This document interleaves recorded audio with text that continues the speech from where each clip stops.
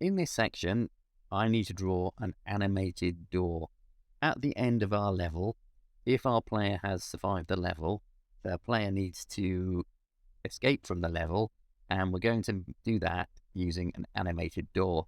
So the player's going to walk up to the door's going to open, the player's going to fade, and then we load the next level. Okay, so let's crack on with that. To start with, what I'm going to do is I'm going to get one of my blocks.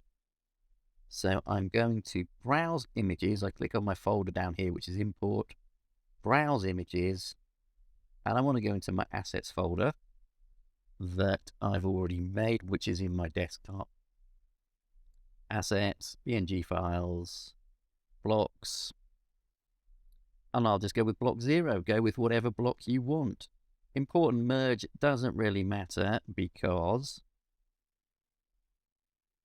it's a new sprite. And there is my block. Immediately, I want to save it. So I'm going to save it as, oh, what's going on?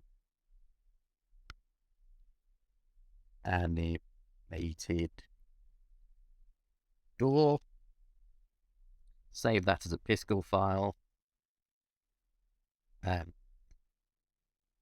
So now it's called animated door, and it's a separate file to the one that I uploaded. Right, for some reason I have put in a new frame down there. Must have accidentally pressed the key. Let's get rid of that. So here's my block. Exactly the same as earlier. What I want to do is draw a rectangle in the block with my dark color. Big old pixel for this, the 4x4 pixel.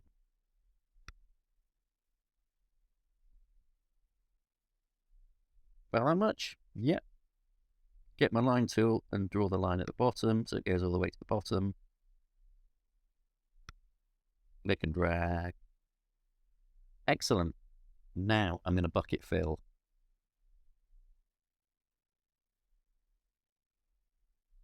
And of course, it doesn't bucket fill the things I did in a different color. So I just have to click with my bucket fill icon on all of the different colors. Okay, so now I've got my door.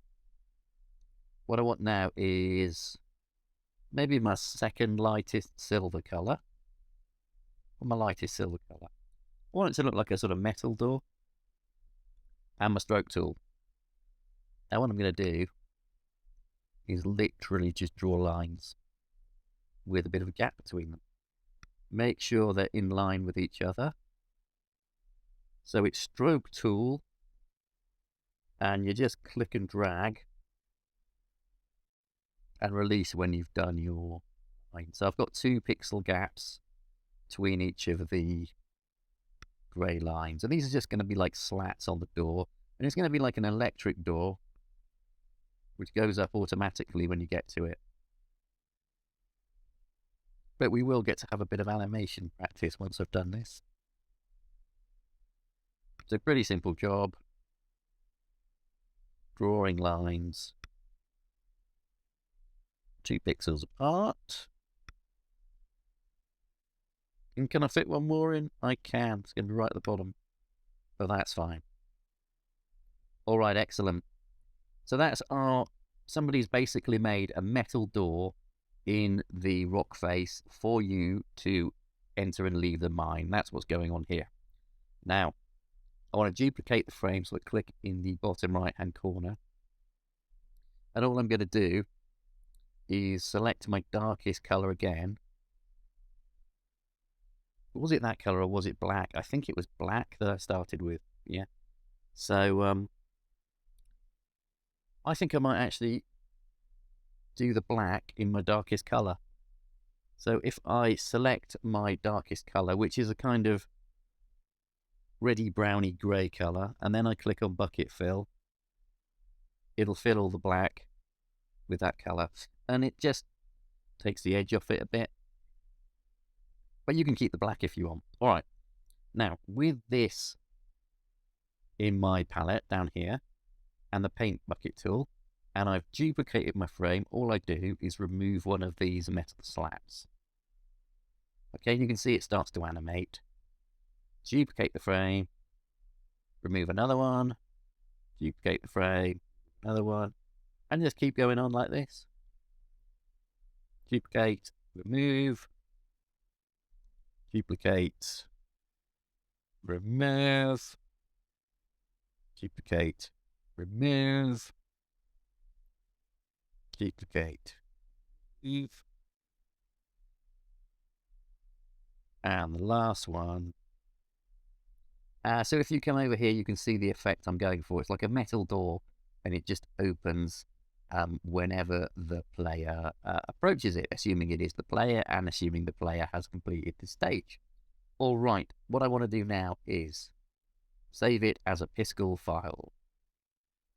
Good, goes into my download, so I'll just have to click on this folder here and move it into my assets folder.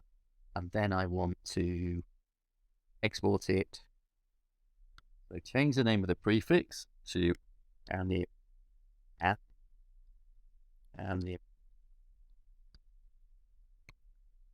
door. Download it as a zip. And then download it as a sprite sheet. Okay, so that's gone into my downloads. All I need to do is move it into my assets folder, and that is that little job done. Okay,